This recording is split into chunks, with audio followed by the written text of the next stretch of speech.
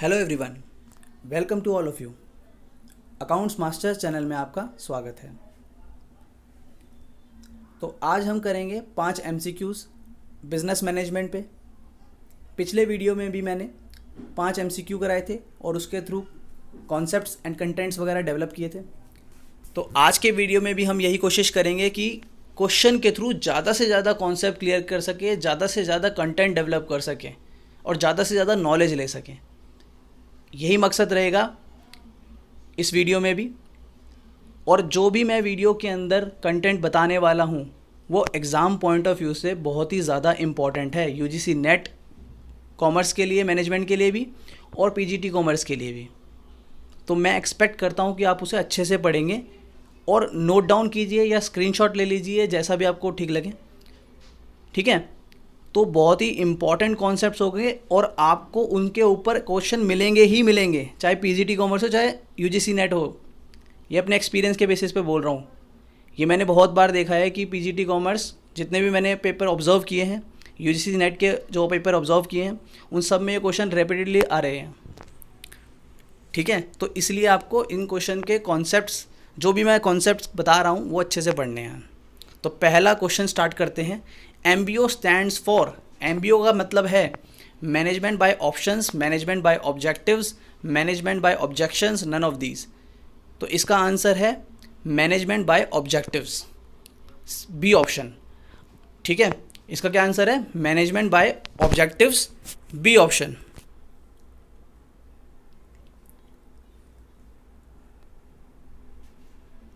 आगे चलते हैं। मैनेजमेंट बाय ऑब्जेक्टिव तो जान लिया हमने, इसका आंसर है। लेकिन मैनेजमेंट बाय ऑब्जेक्टिव्स होता क्या है? इसके ऊपर बहुत बार क्वेश्चन आता है कि MBO का मतलब क्या है। आपने बता दिया मैनेजमेंट बाय ऑब्जेक्टिव्स, लेकिन कभी कभी इसके अलावा और भी क्वेश्चन आ जाता है इसी के ऊपर। क्या पूछते हैं MBO जो है, मैनेजमेंट बाय ऑब्जेक्टिव जो है, वो किसने दिया था? कौन इसके लिए फेमस है?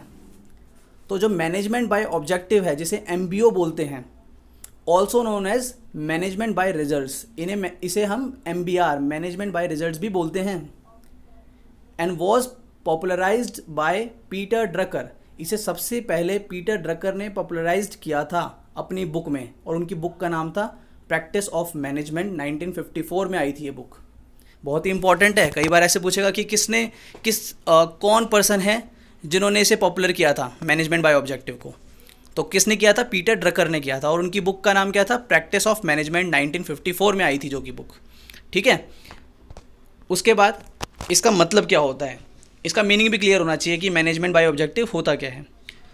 तो मैनेजमेंट बाय ऑब्जेक्टिव एक ऐसी प्रोसेस है जिसके द्वारा किसी भी ऑर्गेनाइजेशन के अंदर मैनेजमेंट जो है वो अपने एम्प्लॉयज़ को ये कन्वे करती है, उनको बताती है कि हमारी ऑर्गेनाइजेशन का क्या ऑब्जेक्टिव होगा, और साथ ही ये भी डिसाइड करती है कि हमें उस ऑब्जेक्टिव को अचीव कैसे करना है, उस तक पहुंचना कैसे है।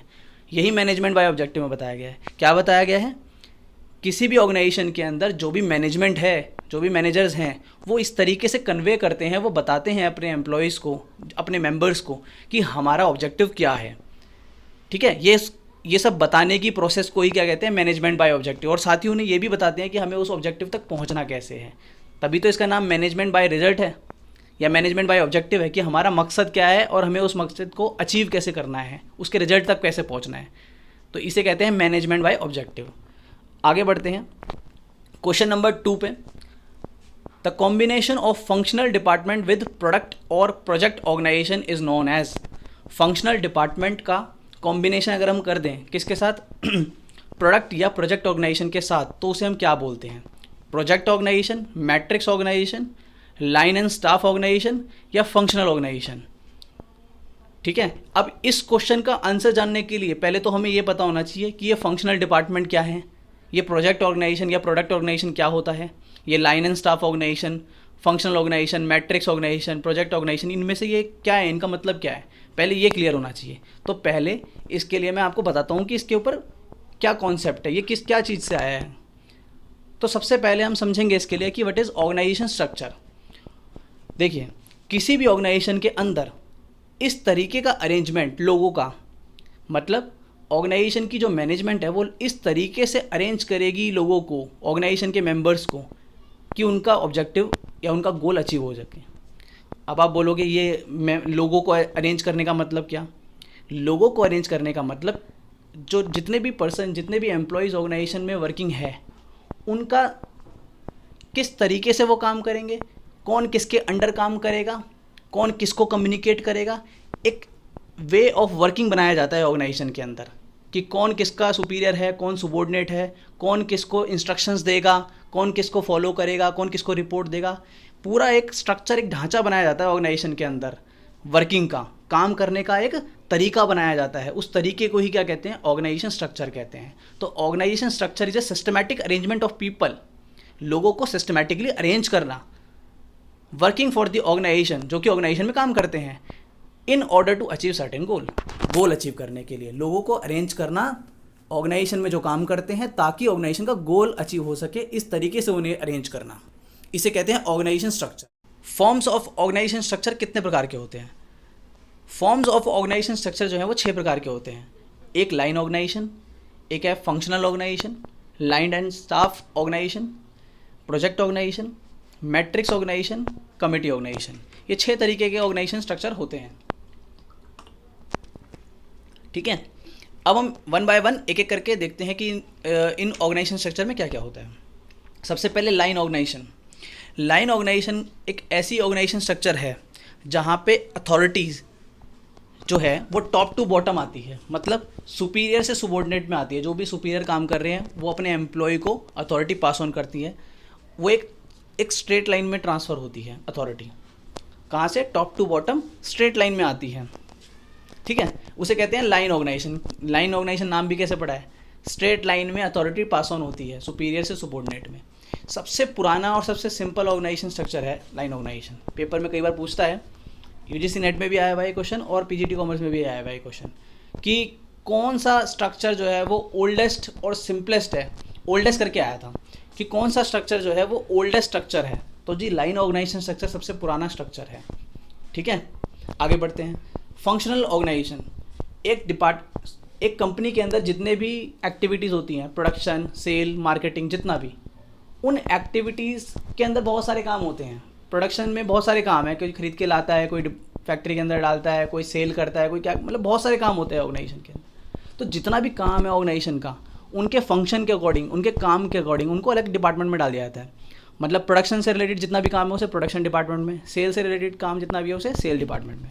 तो उसी को कहते हैं फंक्शनल ऑर्गेनाइजेशन स्ट्रक्चर। ऐसा स्ट्रक्चर बनाना जहाँ पे एक्टिविटीज़ जितनी भी हैं वो उनके सेम नेचर की एक्टिविटी को सेम डिपार्टमेंट में डाल दिया जाएगा, उसे कहते हैं फंक्शनल ऑर्गेनाइजेशन स्ट्रक्चर। दूसरी बात, फंक्शनल ऑर्गेनाइजेशन स्ट्रक्चर को क्रिएट करने का जो क्रेडिट दिया जाता है वो FW टेलर को दिया जाता है। ये बात भी ध्यान रखना है। आगे चलते हैं। Line and staff organization. Line and staff organization का मतलब क्या है और ये क्यों आया? देखिए, लाइन ऑर्गेनाइजेशन अभी हमने पढ़ा था कि लाइन ऑर्गेनाइजेशन स्ट्रक्चर होता है, फिर हमने पढ़ा था फंक्शनल डिपार्टमेंट या फंक्शनल स्ट्रक्चर होता है। इन दोनों ही स्ट्रक्चर का जब कॉम्बिनेशन बनाया जाता है ना, तो उसे कहते हैं लाइन एंड स्टाफ ऑर्गेनाइजेशन। मतलब यहाँ पर क्या होता है, यहाँ पर लाइन मैनेजर्स भी होते हैं और यहाँ पे डिपार्टमेंट के एक्सपर्ट्स भी होते हैं, वो दोनों मिलकर के काम करते हैं, उसे क्या कहते हैं? Line and staff organization. ठीक है, आगे बढ़ते हैं। फिर आता है प्रोजेक्ट ऑर्गेनाइजेशन।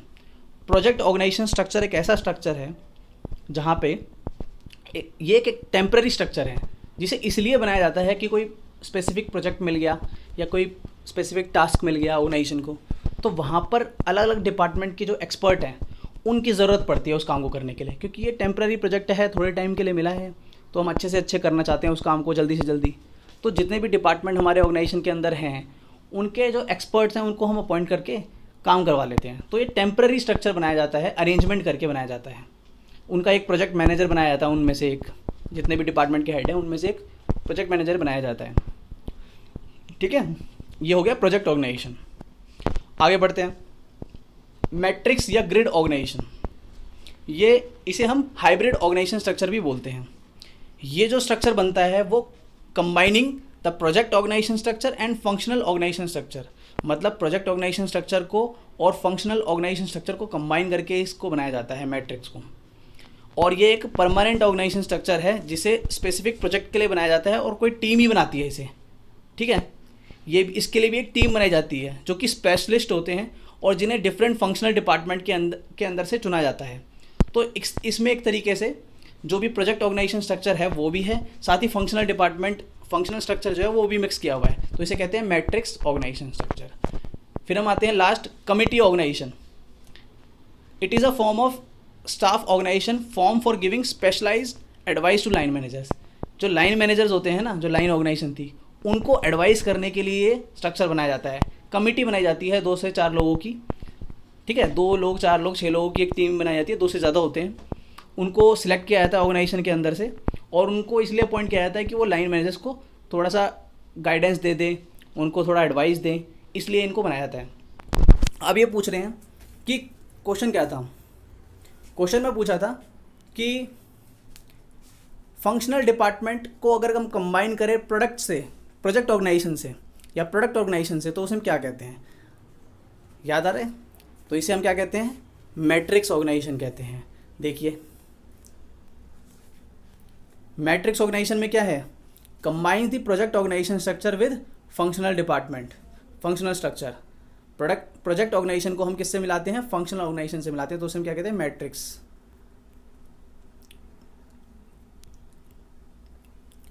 फंक्शनल डिपार्टमेंट को किससे मिलाते हैं, प्रोजेक्ट ऑर्गेनाइजेशन से मिलाते हैं, तो उसे क्या कहते हैं, मैट्रिक्स ऑर्गेनाइजेशन। तो इसका आंसर, राइट आंसर क्या हो गया, बी, मैट्रिक्स ऑर्गेनाइजेशन स्ट्रक्चर। ठीक है, आगे बढ़ते हैं।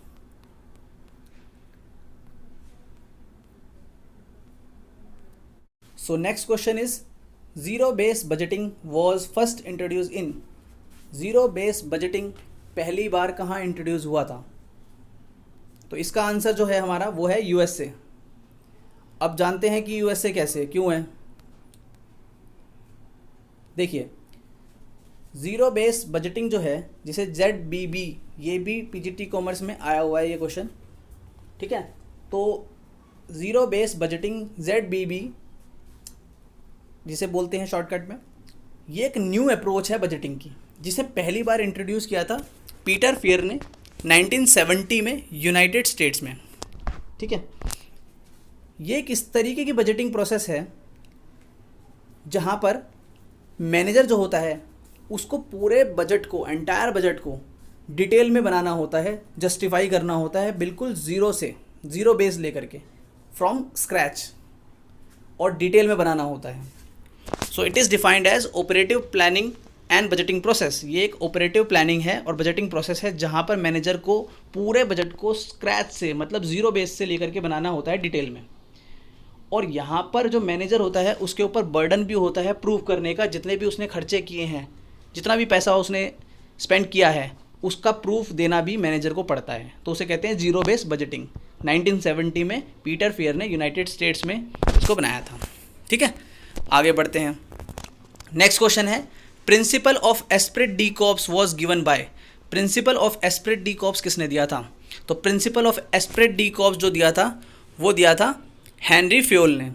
इसका आंसर है हेनरी फ्योल, ठीक है। अब थोड़ा सा इन सभी लोगों के बारे में थोड़ा सा जान लेते हैं। मैंने वैसे लास्ट क्लास में भी बताया था, एक बार रिपीट भी कर रहा हूँ कुछ लोगों के बारे में, जो रह गया था उसको भी बता दूंगा और बाकियों को भी बता रहा हूँ। RC डेविस जो थे, उन्होंने एक बुक लिखी थी जिसका नाम था फंडामेंटल ऑफ टॉप मैनेजमेंट, ठीक है। और RC डेविस ने बताया था कि मैनेजमेंट के जो फंक्शंस होते हैं वो होते हैं प्लानिंग, मोटिवेटिंग, कंट्रोलिंग। इंपॉर्टेंट है, पूछेंगे RC डेविस के अकॉर्डिंग क्या क्या है मैनेजमेंट के फंक्शन या क्या नहीं है मैनेजमेंट के फंक्शन। तो क्या क्या है मैनेजमेंट के फंक्शन? Planning, motivating, controlling. आगे बढ़ते हैं। V.A.